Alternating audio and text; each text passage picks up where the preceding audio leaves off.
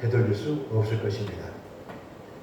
우리의 삶도 꽃샘 추위가 몰아칠 때도 있습니다.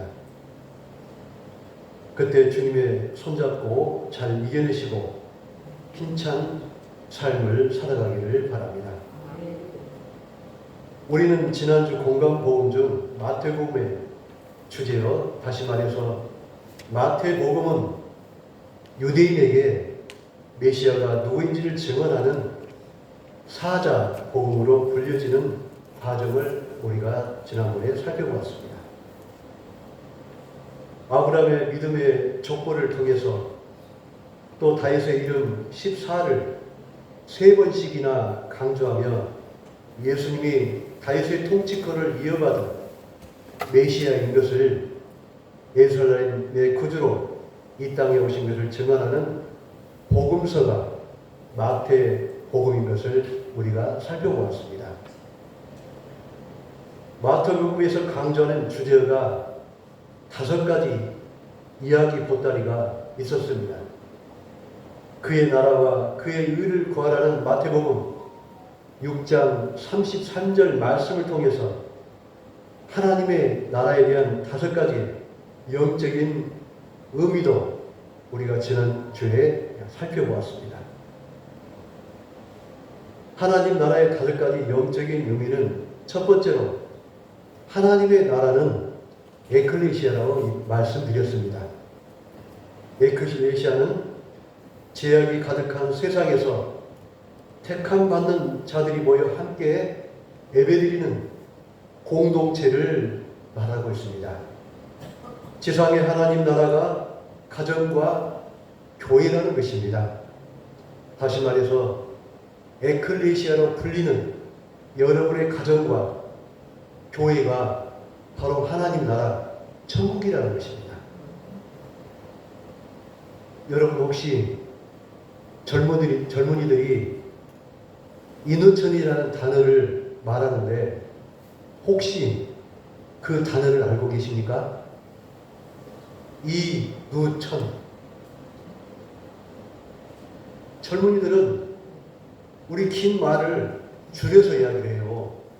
그래서 저도 그 이야기가 무슨 뜻인지 곰곰이 생각을 해보니까 이 땅에서 누리는 천국을 이누천이라고 해요. 이해가 가십니까? 이누천. 내가 이 땅에서 누리는 천국이 어딜까요? 여러분의 가정과 우리 교회라는 거예요. 이게 하나님 나라라는 거예요. 여러분의 가정이 어디라고요? 하나님 나라.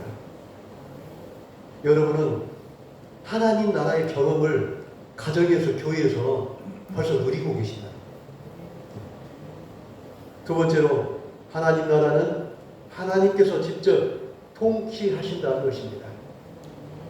다시 말해서 천국과 가정과 교회의 머리는 하나님께서 다스리신다는 겁니다. 유대인의 가정에는 식탁에 언제나 식구수에 비해 한계가 더 많다는 것입니다. 이야기는 무슨 뜻일까요? 우리 가정의 주인은 하나님이시라는 거예요. 그래서 유대인들은 가족 수에 하나를 더한 의자를 반드시 비치한다는 것입니다. 그 자리가 비었던 그 자리가 누구 자리냐? 하나님 자리예요.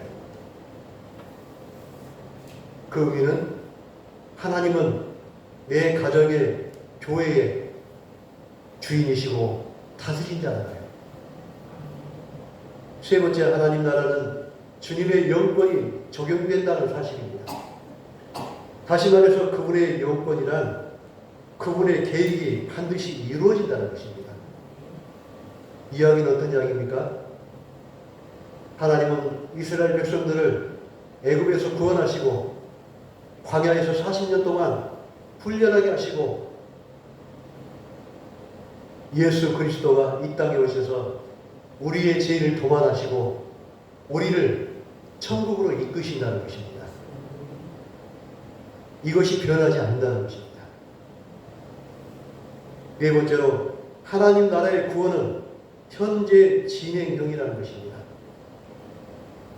과거적 구원으로 예수 그리스도를 구주로 받아들임으로써 죄에서 해방되고 하나님과 맡겼던 관계가 회복되는 것을 과거의 구원이라고 말했습니다. 현재적 구원은 성도가 일상생활에서 사단과 영적인 싸움을 통해서 점점 더 우리 신앙이, 우리의 믿음이 단단해진다는 것입니다. 그리고 우리의 성품이 예수님의 성품과 형상으로 이루어지는 성화의 과정이 바로 현대적인 구원이라는 것입니다. 미래적인 구원은 불완전한 구원, 곧 과거적, 현재적 진행형 구원을 완성하기 위해서 예수 그리스도가 이 땅에 재림때 완성될 구원이라는 것입니다. 우리의 구원은 어떤 거라고요? 과거적 구원에서 현재 진행형의 구원과 미래 예수 그리스도가 이 땅에서 오셔서 우리를 구원할 때 그 구원이 완성된다는 것입니다. 그 완성의 구원이 무슨 뜻입니까? 우리는 이제 죄에서 매어있는 자가 아니고 영원히 하나님께 사는, 하나님과 함께 살아가는, 하나님의 가문을 이루어가서 살아가는 하나님의 백성 된다는 것입니다. 오늘은 우리가 살펴보았던 마태복음의 첫 번째 이야기 보따리가 무엇이었습니까? 첫 번째 이야기 보따리는 예수님의 산상수훈이었습니다. 마태복음의 다섯 번째 이야기 보따리 중에 첫 번째 보따리가 바로 예수님의 산상수훈. 이 산상수훈이라는 의미는 어떤 뜻입니까? 12 제자들과 예수를 따르는 무리들이 산에 올라가서 하나님께서 예수 그리스도가 그들에게 하나님의 말씀을 설교했던 내용이 산상수훈이라는 것입니다. 그 산상수훈이 우리에게 주는 영적인 의미가 무엇인지를 오늘 저는 여러분과 함께 나눠볼까 합니다. 오늘은 산상수훈을 통해 하나님께서 우리에게 어떤 목적과 계획과 뜻을 주는지를 살펴보고자 합니다. 산상수훈은 하나님의 백성으로 이 세상에서 어떻게 살아가야 하는지를 주는 영적인 지침서입니다.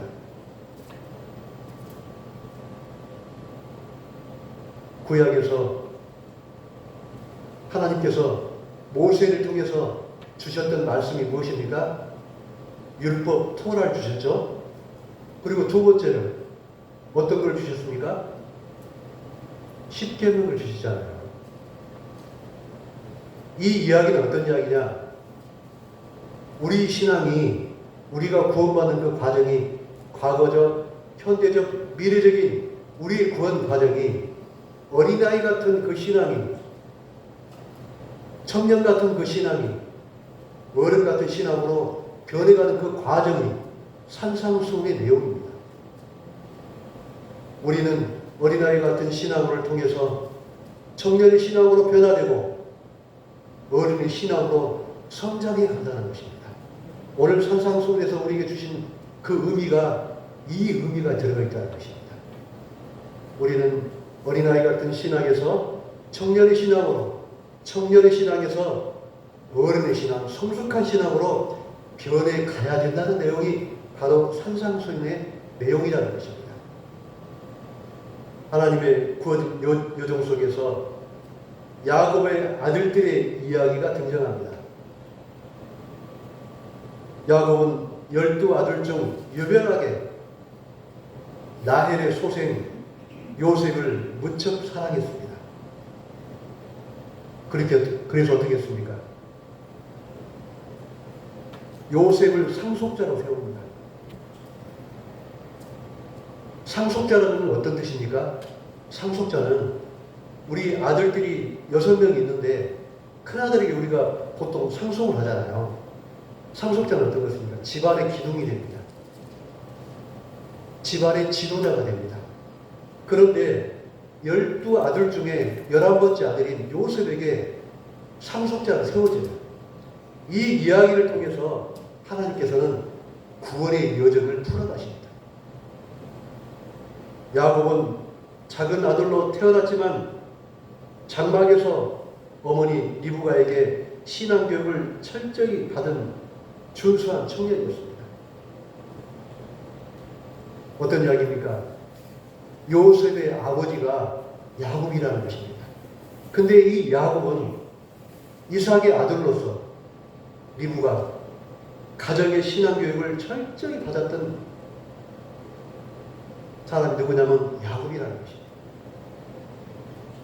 그런데 아버지 이삭의 후계 구도가 불상사가 일어납니다. 아버지는 에서에게 상속권을 주기를 원했는데 어머니하고 야곱이 어떻게 했습니까? 반란을 일으킵니다.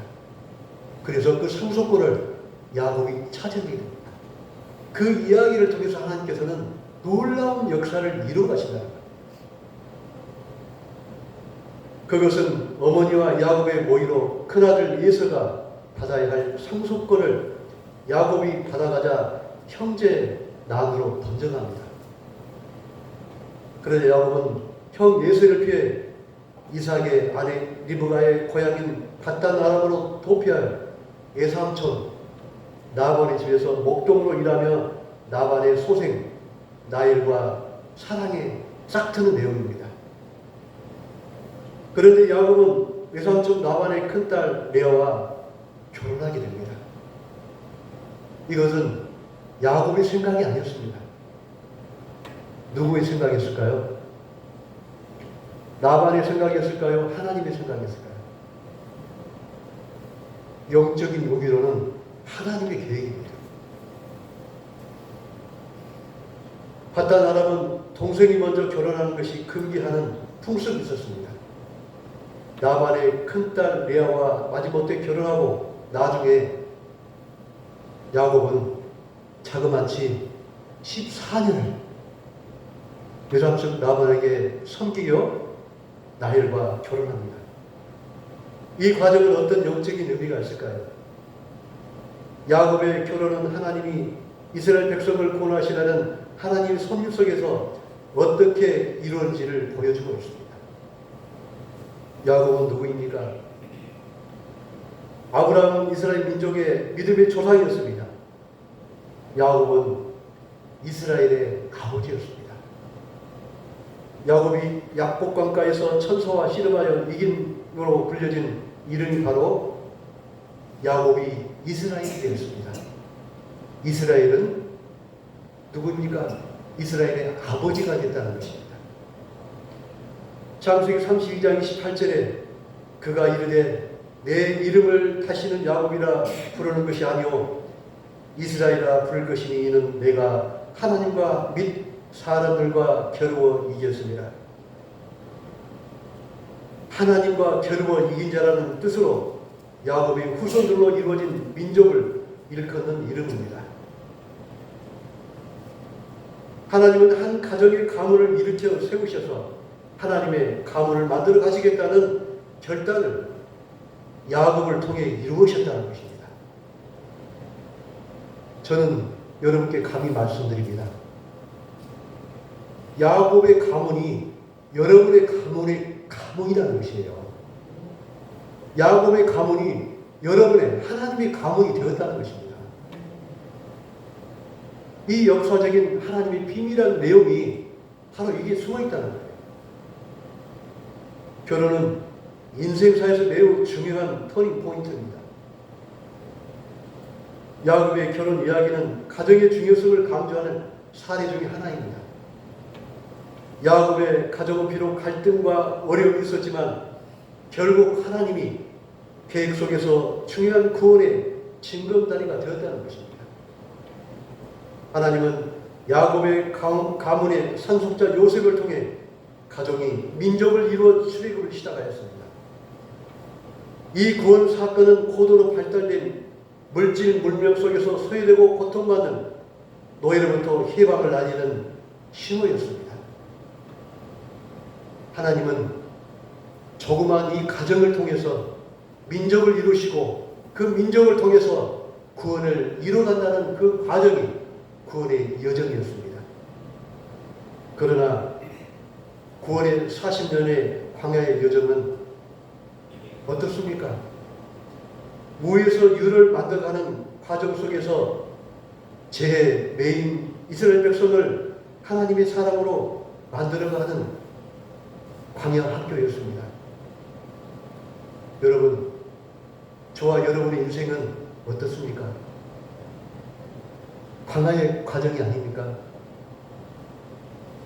쓰라린 고통과 어려움과 모든 과정들을 겪었던 그 광야 학교 내용이 우리의 인생이 아니었습니까? 모세를 통해서 신에서 내려주신 토라 율법은 하나님의 공의와 사랑을 반영하여 이스라엘 백성이 하나님의 뜻에 살아가도록 체질하도록 요구한 것이 뭐냐면 율법이었습니다. 우리는 어떻습니까? 하나님의 말씀을 통해서 우리가 하나님의 형상을 닮아가고 하나님의 말씀에 하나님의 언어의 형상에 체질해가는 그 과정이 바로 우리의 성화의 과정이라는 것입니다.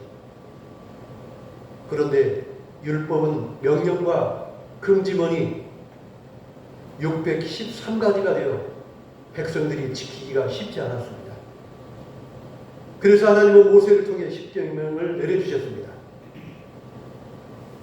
하나님은 율법의 613가지를 10가지라는 질서와 완전수로 십계명을 다시 조합하십니다.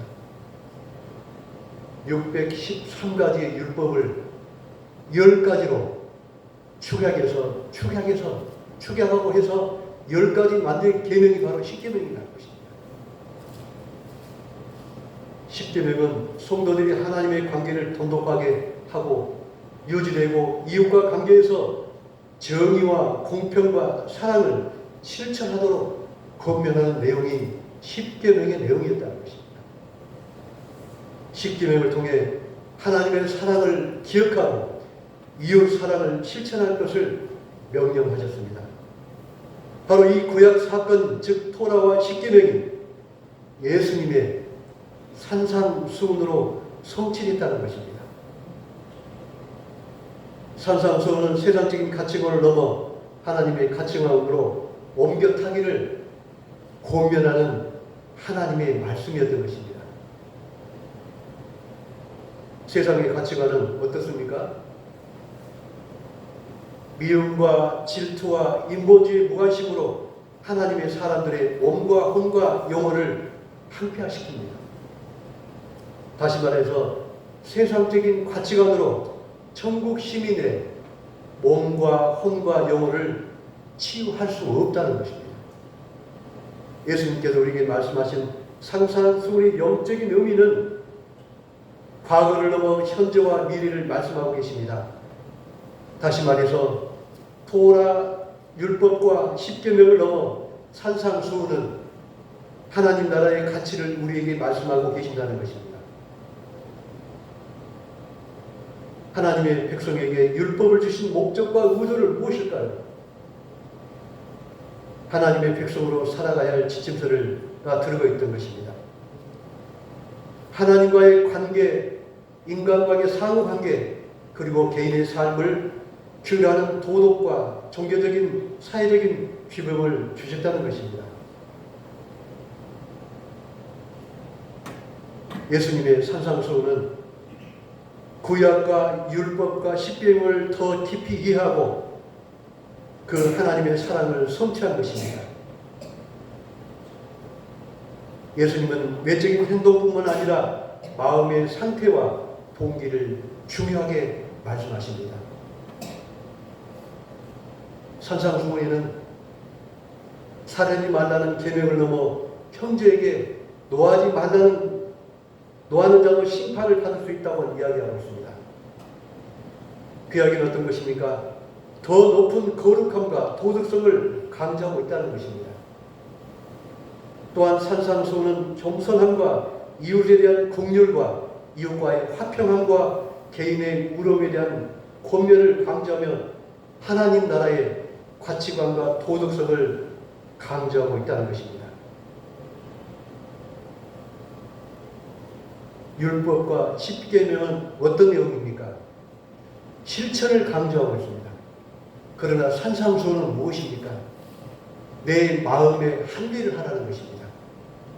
육신의 할례가 아닌 영적인 할례를 통해서 우리가 더욱더 하나님의 가치를 지니고 세상에 살아가는 것입니다.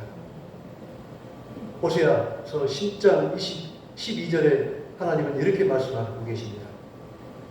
너희가 자기를 위하여 공의를 심고 인애를 거두라. 너희 묵은 땅을 기경하라. 지금 곧 여호와를 찾을 때이니 마침내 여호와께서 오사 공의를 피처럼 너희에게 내리시니라.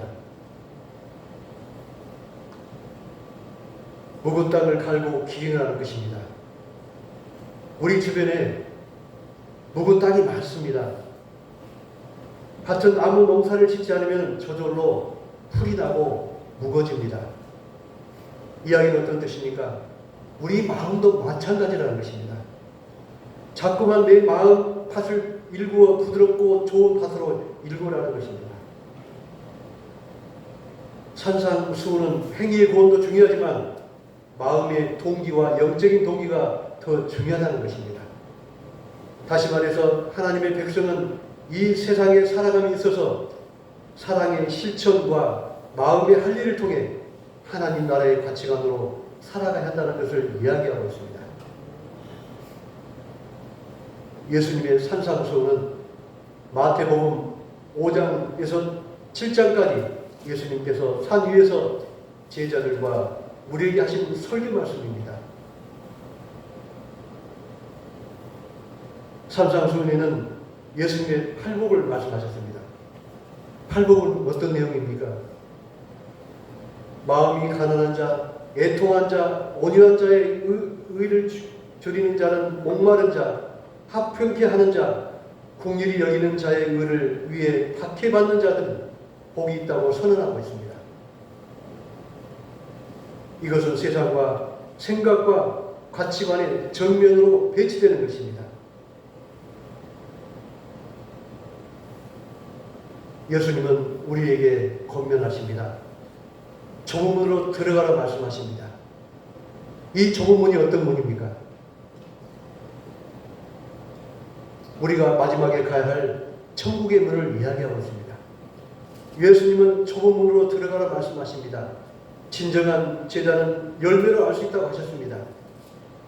외적인 신앙 고백이 아니라 삶으로 증명해야 함을 강조하고 있습니다. 예수님의 말씀을 듣고 행동하는 자, 반석 위에 집을 지은 자, 지혜로운 자로 비유하고 있습니다. 이는 이웃을 내 몸처럼 아끼고 사랑하며 사랑을 실천을 강조하고 있습니다. 예수님의 산상수훈은 단순히 도덕적인 교훈을 넘어 하나님 나라의 가치관과 삶의 방향을 제시하며 천국 시민의 삶의 지침을 설계하고 있습니다. 예수님이 말씀하신 산상수훈은 행위의 구원을 넘어 마음의 할례를 통해 이 세상에서 어떻게 살아가야 할 것인지를 우리에게 권면하고 있습니다. 예수님은 구약의 율법과 십계명의 정신을 산상수훈으로 완성하셨습니다. 우리는 이제 구원의 실천을 넘어 마음의 선한 동기가 없다면 천국에 들어갈 수 없음을 증언합니다. 사랑하는 후광교회 성도 여러분, 산상수훈의 가치관을 체질화하고 그것을 세상에 드러내는 우리 후광교회 공동체가 됩시다. 하나님께서는 구약의 율법과 구약의 십계명을 넘어 예수님께서 주신 산상수훈을 통해서 더 높은 도덕적인 가치관과 하나님의 백성으로 살아가는 그 가치를 우리가 간직하고 기억하며 이 땅에 믿지 않는 그 영혼들을 구원하는 하나님의 실천된 삶으로 살아가기를 산상수훈으로 우리에게 말씀하십니다. 우리는 이 땅에 믿지 않는 영혼들이 많습니다. 그들을 예수 그리스도의 복음으로 구원합시다. 우리 입술을 통해서 그들을 전도하는 귀한 주님의 삶을 살아가기를 다짐하는 후강교회가 됩시다. 기도하겠습니다.